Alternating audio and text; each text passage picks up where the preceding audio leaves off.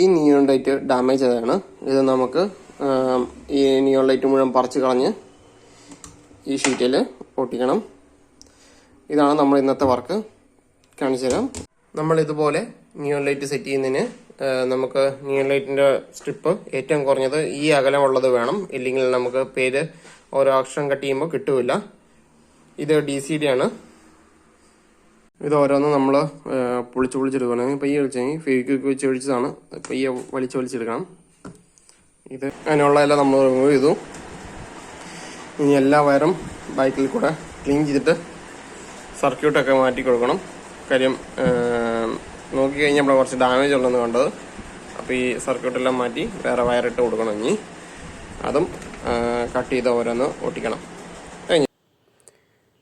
ഇത് നേരത്തെ നിയോൺ ലൈറ്റിൻ്റെ വയറ് പൊക്കോണ്ടിരുന്ന ഹോളാണ്. ഈ വയർ ചെറുതായതുകൊണ്ടും നേരത്തെ പൊക്കുമായിരുന്നു. ഇപ്പോൾ നമ്മുടെ ഇരിക്കുന്ന വയർ ഇച്ചിരി വലുതായതുകൊണ്ട് നമുക്ക് ഇച്ചിരി വലുതാക്കണം. ഇതാണ് നമ്മുടെ വയർ, ഇച്ചിരി തിക്നെസ് കൂടിയതാണ്.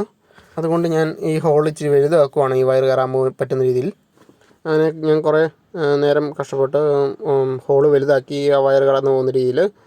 അതായിരുന്നു ടാസ്ക് മുഴുവൻ.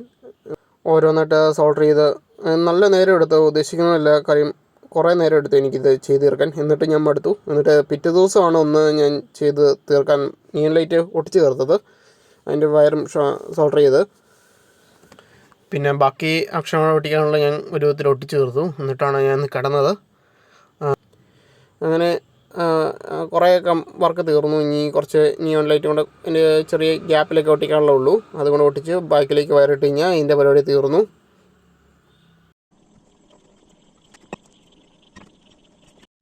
അങ്ങനെ ഞാനെല്ലാം പ്ലസും മൈനസും നോക്കി കണ്ടുപിടിച്ച് സോൾഡർ ചെയ്തു. ഒട്ടിച്ചെടുക്കാൻ നല്ല പാടമുണ്ട്. അതും ചെയ്ത് കഴിഞ്ഞ് നമ്മുടെ അഡാപ്റ്റർ കൊടുത്തു. ഇതാണ് ഫൈനൽ വർക്ക്. അങ്ങനെ കംപ്ലീറ്റ് ആയി. അത്